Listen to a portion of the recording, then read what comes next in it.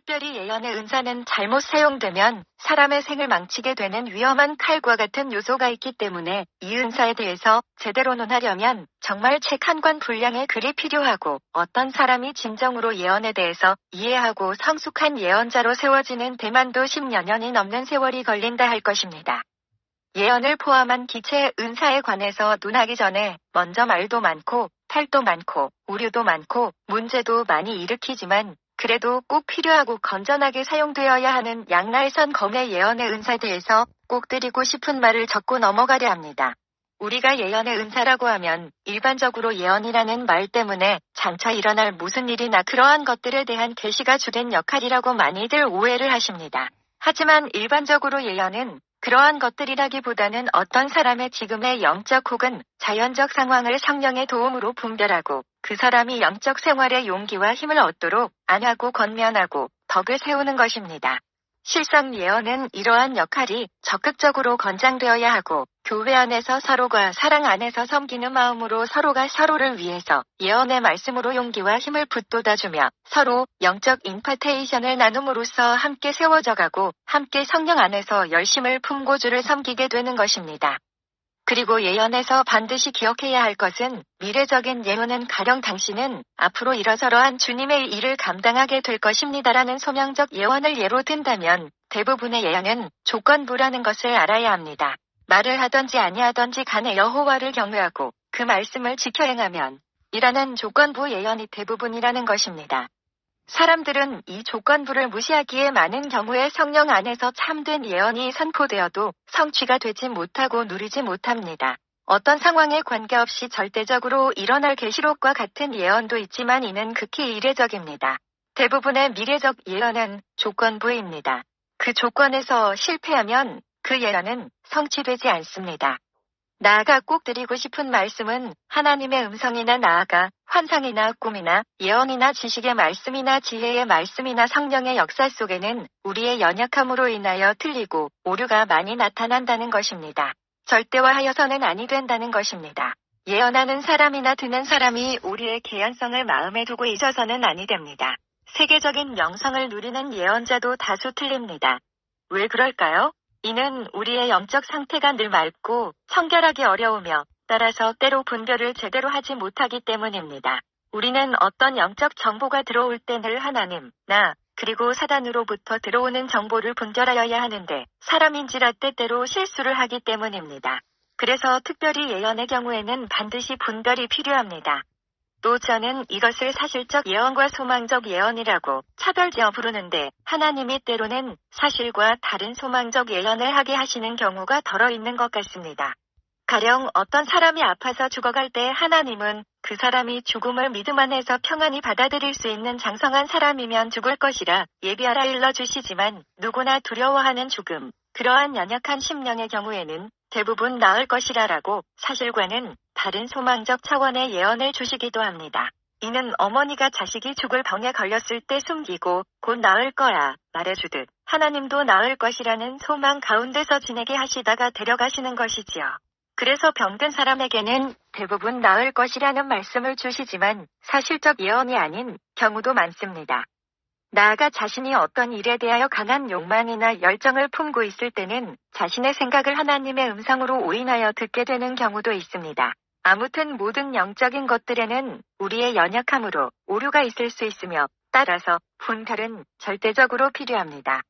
예언이 안위와 권면과 덕을 세우는 경우라면 성경의 반주에서 가력 분별하면 또한 반드시 분별하여야 하므로 크게 문제될 것도 없지만 미래적 소명이나 예언 등에서 어설프거나 그릇된 예언자를 만나고 또한 무지하면 큰 어려움을 당할 수도 있는 것입니다. 그러므로 어떤 예언자나 예언의 말씀도 절대로 절대화하지 마십시오. 우리는 구약의 선지자들은 하나님의 말씀을 100% 정확하게 분별하고 들었다고 생각합니다. 그러나 아닙니다. 그들도 역시 하나님의 말씀을 듣고 때로는 이것이 진정 하나님의 말씀인지 확신하지 못하고 분별을 하였습니다. 예레미야 32장 8절 여호와의 말씀같이 나의 숙부의 아들 하나멜이 시위대들 안 내게로 와서 이르되 청하노니 너는 베냐민 땅 아나돗에 있는 나의 밭을 사라. 기업의 상속권이 내게 있고 물을 관리가 내게 있으니 너를 위하여 사라 하는지라. 내가 이것이 여호와의 말씀인 줄 알았으므로 예레미야는 하나님으로부터 오는 듯한 어떤 말씀을 들었습니다.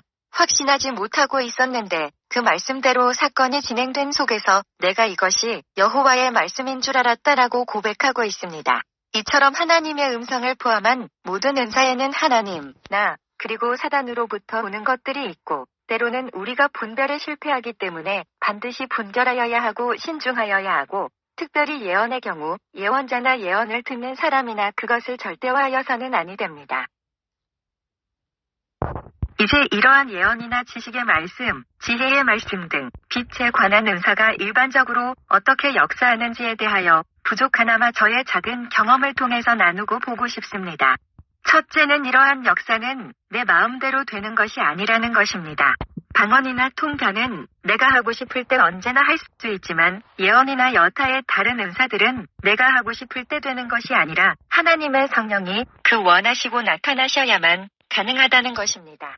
하나님께서 어떤 분야에 특별히 강한 기름 부음을 부으시고 그러한 방면으로 소명을 가지고 사역하시길 원하시면 점점 그 방면의 은사의 성령의 나타남이 빈번하여지고 일상화되어 가지만 분명한 것은 방언이나 통변처럼 내가 원한다고 되는 것이 아니라 성령께서 역사하여 주셔야 된다는 것입니다.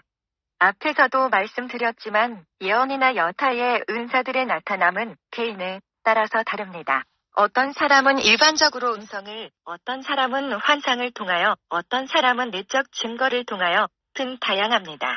어떤 객관화된 방식을 통하여 역사한다고 말씀드릴 수는 없습니다. 둘째로 음성의 방법이 있습니다. 이것도 하나님이 우리에게 계시하는 한 방법이지요. 음성의 종류도 참 종류가 많은데 어쨌거나 기도 중 감동하시는 음성이나 아니면 라디오에서 들려오듯 그냥 불현듯 일러주시는 말씀이나 등을 통하여 알려주시기도 하십니다. 셋째로 환상이 있습니다.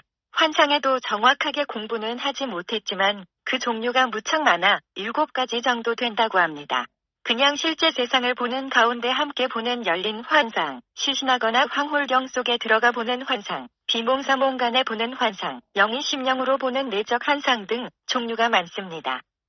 저는 이 중에 비몽사몽간에 보는 환상과 내적 환상을 경험해 보았는데 열린 환상이나 황홀경의 환상이나 비몽사몽간의 환상 등은 사도들도 일생에 몇 번 겨우 경험하는 특별한 환상이고 일반적으로 주어지는 것은 영으로 하나님의 음성을 듣듯이 영으로 보는 내적인 환상이 보편적인 것 같습니다.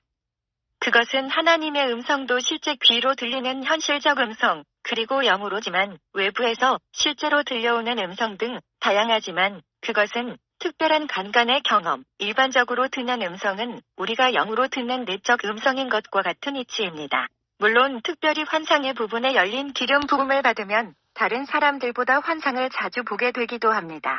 환상의 세계를 경험해보면 나름 재미가 있습니다. 정말 어떤 상황에 참 맞는 히트 있다고나 할까요? 그런 것들로 성령께서 보여주십니다. 어제도 한 교회를 위해서 기도하니 반쪽짜리 벽돌을 보여주셨습니다. 의미는 그 교회는 사변적이고 이론적인 말씀만 있지 성령의 능력과 역사가 없는 교회라는 것이지요. 반쪽짜리 벽돌로 지은 건물이 튼튼하겠습니까? 교회는 말씀과 능력에 두 기둥이 함께 버티고 서 있어야 합니다.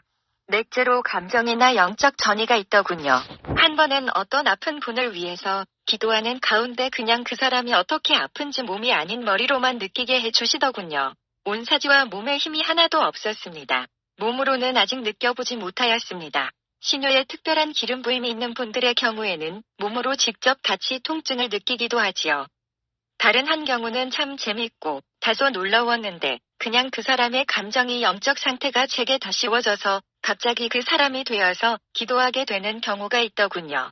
자다가 일어나서 아무런 느낌 없이 중보 기도를 성령 안에서 시작하니 갑자기 더 씹혀지는 그 사람의 심령과 영적인 상태, 마치 무속인의 심 들리면 때로 애기 목소리나 이상한 영적 상태에 붙들려 말하는 것처럼 제가 그 사람이 되어서 그 사람의 마음으로 하나님께 기도를 하게 되더군요. 자다 멍하니 일어나서 그 사람을 위해서 기도하다가 갑자기 얼마나 마음이 아픈지 엉엉 울었었지요. 그분은 정말 주님을 생명처럼 갈급해하고 있었습니다. 그 마음이 제게 더 씹혀져서 제가 대신해서 그 마음을 안고 기도하게 하시더군요. 그러한 영적 전이가 감정 전이로 어떤 사람의 마음과 상태를 알게 되는 경우도 있는 것 같습니다. 또 다른 통로로는 꿈도 있을 것이고 천사의 현현이나 주님의 나타나심 등 다양한 것도 있겠지만 한 가지 주된 통로는 역시 통변입니다. 그래서 방언의 통변이 임하면 예언의 은사가 더불어 나타나는 경우가 많습니다. 그 사람을 위하여 방언으로 기도하면 통변을 통하여 어느 정도의 정보들이 들어오게 됩니다. 끝으로 다시 드리고 싶은 말씀은 이러한 경험들 역시 그 속에 오류가 있을 수 있고 때로는 내 생각에 끼어들간 경우를 저도 경험하였습니다. 세계적인 예언자들도 역시 같은 실수의 경험들을 많이 하였더군요. 다시 말씀드립니다. 하나님의 음성, 꿈, 환상 등 모든 곳에는 오류의 개연성이 있습니다. 더불어 말씀드리고 싶은 것은 이러한 글로 인하여 저를 무슨 신령하거나 대단한 사람으로 절대 생각하지 마십시오. 앞에서 말씀드렸지만 성령께서 나타나 주시지 않으면 아무런 것도 저는 알 수도 없고 할 수도 없습니다. 그리고 성경은 예언을 분별하라고 이렇게 말씀하십니다. 예언하는 자는 둘이나 셋이나 말하고 다른 이들은 분별할 것이요. 고린도전서 14장 19절. 그러므로 이러한 예언자는 조심하여야 합니다. 자신의 예언을 절대시하는 사람, 또 자꾸 신령한 척 무당처럼 기묘한 방법과 동작, 그리고 즉흥적으로 예언하는 경우는 조심하여야 합니다. 물론 하느님께서 즉흥적으로 예언할 수도 있지만 그 즉흥성 속에 자신의 생각이나 사단이 역사할 수도 있습니다. 성숙한 예언자는 그렇게 예언하지 않습니다. 그냥 하나님 안에서 자신에게 분별되어지는 것들을 먼저 스스로 시간을 두고 사귀며 분별합니다. 급하게 서두르지 않습니다. 정말 하나님께로부터 온 것인지 시간에 걸쳐 스스로 확인하는 과정을 거칩니다. 그리고 평범한 말로 자신의 의견을 피력하듯이 그 사람과 어떤 처한 상황을 나누며 간접적으로 스스로 자신이 분별할 수 있도록 유도합니다. 이것이 성숙한 예언자이고 성숙한 예언의 태도입니다. 제가 신학을 결정하기 전 어떤 예언자의 도움을 받은 기억이 나는데 정녕 진정한 예언인지 분별하기 위하여 저의 상황에 대해서는 어떤 말도 해주지 않았습니다. 그냥 왜 일이 아프고 일이 안 풀리는지 기도를 좀 부탁드렸습니다. 세상적인 학문을 많이 배우시거나 하신 분은 아니고 지금 제가 볼 땐 다소 문제의 여지가 있게 예언하신 분이신 듯한데 저의 문제만큼은 정말 신중하고 감사하게 행해주심을 기억하고 있습니다. 저를 위해서 3일을 금식하며 밤낮으로 주님께 기도해 보셨다더군요. 우리의 영을 맑게 하고 하나님의 음성을 정확하게 분별하게 해주는 데 있어서 금식만큼 유익한 것이 없지요. 그분은 감사하게도 저를 위해서 그런 육체적인 심적인 고난을 감내하면서 기도하시고 온전히 분별하신 후 마침내 제가 당시 교사였으니 선생님은 하나님 앞에 목회자의 길을 서원하셨군요. 그 길을 하나님이 걷길 원하십니다. 아무런 말씀 알려드리지 않았지만 정확하게 분별하여 전해주시더군요. 성숙한 예언자는 이렇듯 조심스럽게 분별하여 말을 전해야 하는 것입니다. 지금도 돌아보면 감사하고 미안합니다. 그리고 예언은 일반적으로 전체가 주어지는 것이 아니라 단편적으로, 부분적으로, 그리고 점진적으로 주어지는 것이기 때문에 한 걸음 조금씩 분별하며 나아가야 하는 것이 보통입니다. 고전 13장 9절 우리가 부분적으로 알고 부분적으로 예언하니 저는 하나님의 뜻을 알아가는 방법으로 퍼즐 조각 맞추기라는 것을 예를 들어서 많이 설명합니다. 퍼즐 조각 맞추기 아시죠?